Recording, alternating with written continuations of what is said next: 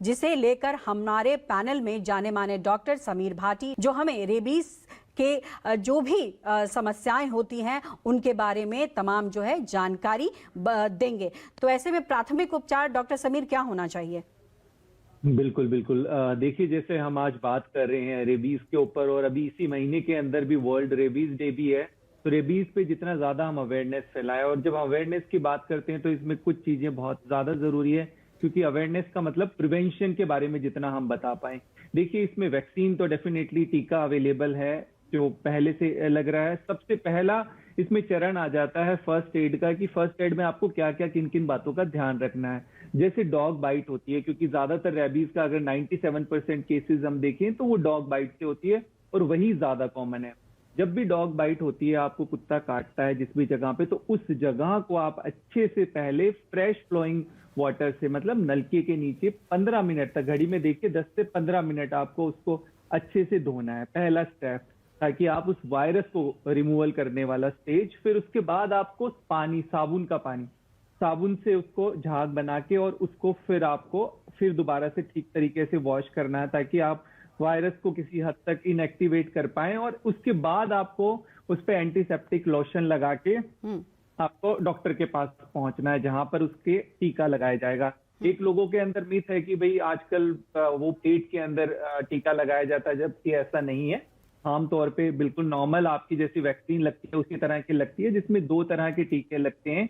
एक टीका जिसका पूरा कोर्स चलता है, 4 से 5 जो आपको टीके लगते हैं, और एक आपका, जैसा अभी डॉक्टर साहब ने भी बताया, इम्यूनोग्लोबुलिन, वो घाव की साइट पे लगाया जाता है, ताकि जहां पर उसको हम ये कह सकते हैं कि रेडीमेड एंटीबॉडीज हो गई, तो उस वायरस को वहीं पर ही न्यूट्रलाइज कर देगी।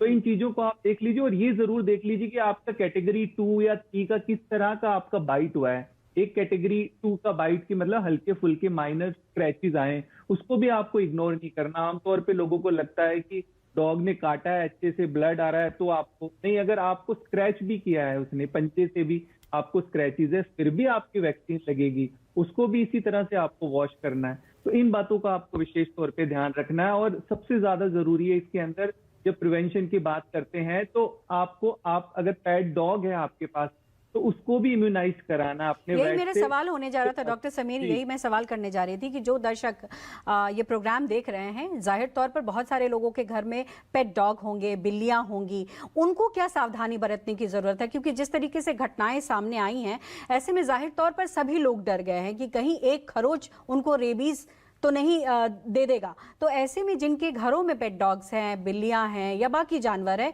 वो क्या सावधानी बरतें? बिल्कुल, देखिए, जैसे हम वैक्सीनेशन की बात कर रहे थे, एक तो वैक्सीनेशन पोस्ट एक्सपोजर, मतलब आपको बाइट हो गई तब आप लगा रहे हैं ना, ऐसे ही प्री एक्सपोजर भी। तो जो पेट लवर हैं वो भी इसका मतलब प्री एक्सपोजर प्रोफाइलैक्सिस डोज ले सकते हैं, वो भी वैक्सीन लगा सकते हैं, अपनी लगानी चाहिए उनको। और पेट डॉग को भी अपने वेट से उसको भी इम्यूनाइज करे। इसके बाद जो और कुछ चीजें, जैसे जो एनिमल हैंडलर्स हो गए, फार्मर्स हो गए, जो डॉग, जो और अन्य तरह के एनिमल्स रखते हैं, पेट एनिमल रखते हैं, कोई वाइल्ड एरिया में रहते हैं, जिनको बाइट की पॉसिबिलिटीज बनी रहती है, तो उन सबको फिर ये प्री एक्सपोजर प्रोफाइलैक्सिस, जो पहले हम प्री एक्सपोजर वैक्सीन लेते हैं, वो लेनी चाहिए। इसके अलावा बाकी आप कुछ चीजों का ध्यान रखें कि सुरक्षित पेट एनिमल का आप चुनाव करें, उसका वैक्सीनेशन जरूर कराएं। एनिमल सेफ्टी के बारे में थोड़ा आप खुद भी पढ़ें, आपको जानकारी होनी चाहिए, बच्चों को भी इस बारे में जानकारी दीजिए, और बच्चों को एनिमल्स के साथ कभी भी अकेला ना छोड़े। तो ऐसी छोटी छोटी बातें हैं जिनका अगर आप ध्यान रखेंगे तो काफी हद तक आप इस तरह के इंसिडेंट से अपने आप को और अपने बच्चों को सेव कर सकते हैं। बिल्कुल समझना है, और यही हम जानकारी आप लोगों के माध्यम से लोगों तक पहुंचाने की कोशिश कर रहे थे। बहुत बहुत शुक्रिया